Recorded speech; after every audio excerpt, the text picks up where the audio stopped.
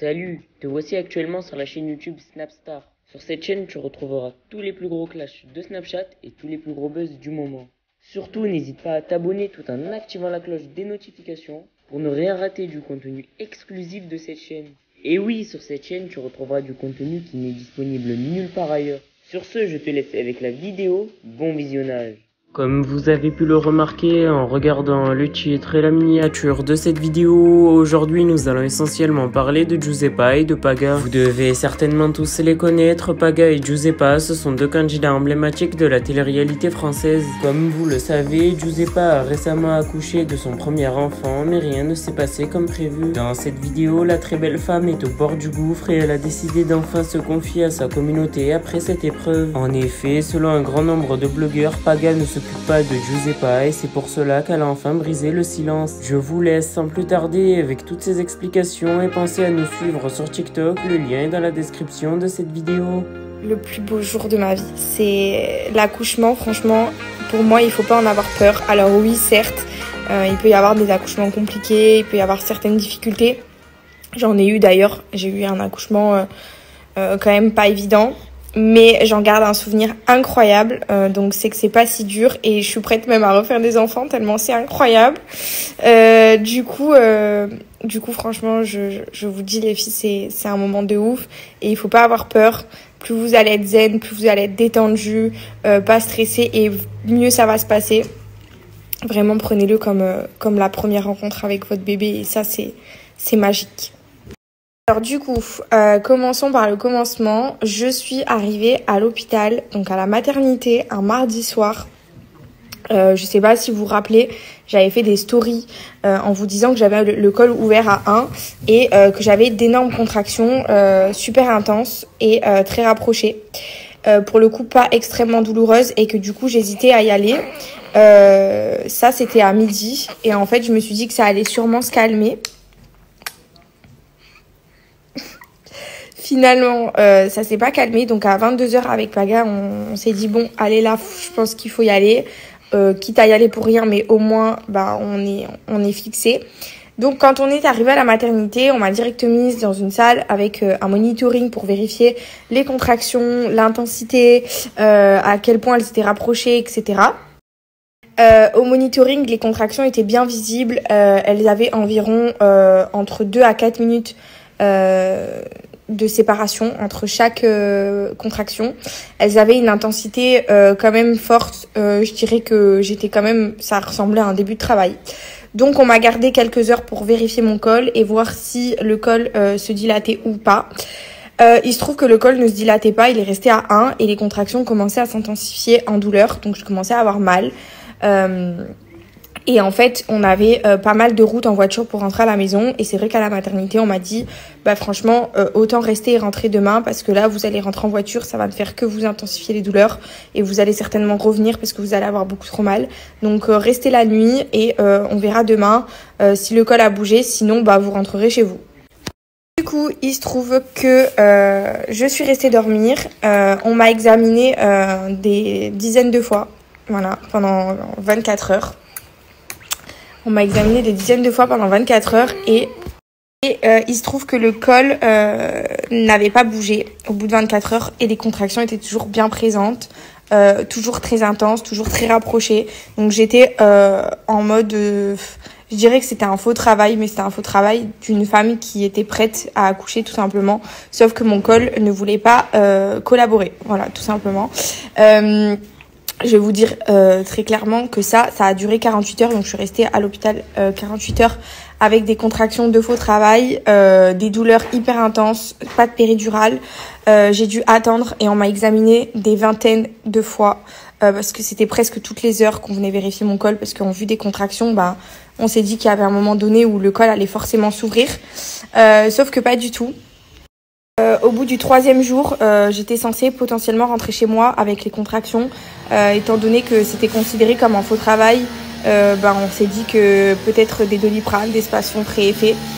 Sauf que au moment où on imagine un retour à la maison, au monitoring, on aperçoit une chute, un ralentissement du cœur du bébé qui a duré peu de temps, mais qui est hyper dangereux quand même. Donc ça reste à vérifier. Et là, la sage-femme est rentrée dans ma chambre et m'a dit que j'allais sûrement rester 24 à 48 heures de plus à l'hôpital pour vérifier le cœur du bébé, même si le col ne bougeait pas, c'était important de vérifier, etc. Du coup, je vous avoue qu'au bout d'un moment, je commençais un petit peu à avoir très mal. Psychologiquement, ça commençait à être très dur. Donc, on attendait. Ils voulaient pas me déclencher parce qu'ils considéraient que le poids du bébé était encore pas assez gros, d'après les estimations qu'on m'avait données.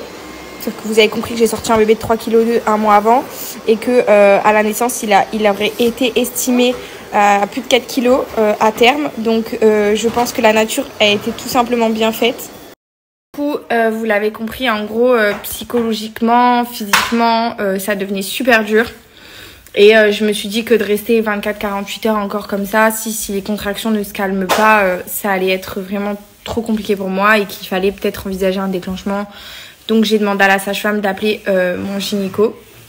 ma gynécologue, qui est donc venue directement me voir en sachant que ça, c'était quand j'ai su qu'on allait rester... quand j'ai su qu'on allait rester à l'hôpital encore 24-48 heures, c'était le matin. Et on imaginait que les contractions allaient se calmer. Attends, mon bébé, elle a encore mal au ventre, mon cœur. On imaginait que les contractions allaient se calmer. Finalement, les contractions ne se calmaient pas puisque la gynéco est venue à 17 heures, il me semble. Et depuis le matin, donc elle a bien regardé mes monitorings et quand elle est rentrée dans la chambre, elle m'a dit ouais, effectivement, il y a rien à faire. Elle m'a dit si ça fait 3 jours que ça reste comme ça, on peut pas vous laisser en souffrance. Par contre, elle m'a prévenu que j'étais susceptible de passer en césarienne, puisque en vue du fait que le col ne s'ouvre pas avec de telles contractions, c'était carrément possible que même par un déclenchement d'ocytocine, le col ne puisse pas du tout se dilater et du coup passer au bout d'un moment en césarienne. Le moment venu, ma gynéco me confirme bien que je vais être déclenchée dès maintenant. Donc en fait, il est 17 heures et elle me dit OK, bon go, elle appelle la sage-femme, préparez-la pour aller en salle d'accouchement. Moi, je suis là en mode ah bon, j'étais pas prête. Je pensais que ça allait être prévu pour le lendemain ou qu'ils allaient me faire patienter encore quelques heures et tout. Et là en fait, elle m'a dit non, vous descendez tout de suite maintenant. Du coup, j'ai eu le temps d'aller me laver les cheveux, de prendre une douche avant de descendre. Baga et moi, on était en panique. On réalisait plus du tout ce qui se passait. Et donc, on m'a posé la poche d'ocytocine donc pour me déclencher à 18 heures. Comme vous l'avez compris, j'ai accouché à 4h29. Ça a mis beaucoup de temps. Beaucoup de temps. J'ai eu la péridurale au bout de 3 jours. Et après être déclenchée, j'ai eu la péridurale un petit peu tard parce que du coup, vu que ça a été long, mon col a mis extrêmement de temps avant de s'ouvrir au moins à 3. Donc voilà, j'ai subi les contractions. En fait, j'ai eu une péridurale un petit peu tard, donc je sais exactement ce que c'est les contractions maintenant. Vraiment, j'en ai vu toutes les couleurs. Mais si c'était à refaire, je le referais 1000 fois. Et du coup, j'ai eu un accouchement par voie basse et je vous dirai pas plus parce que du coup après je vous enlève tout le suspense.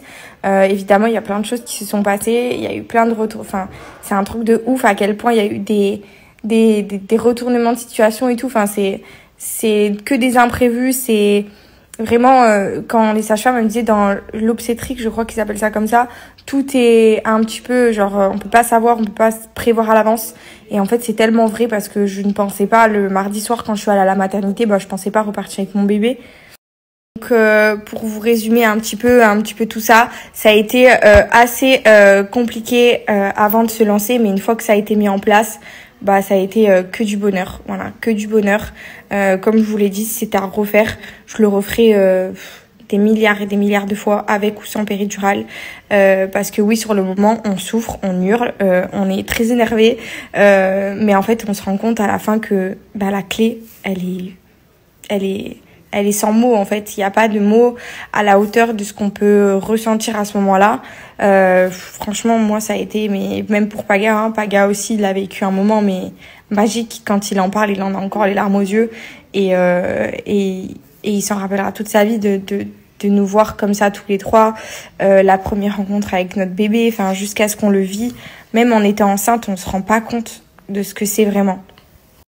Donc voilà, je vais arrêter là. En plus, je vais quand même m'occuper de mon bébé qui est pas très contente aujourd'hui. Elle a un petit peu encore mal au ventre.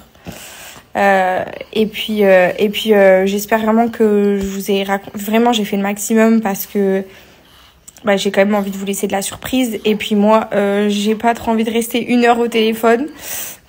Du coup, Merci à toi d'avoir visionné cette vidéo.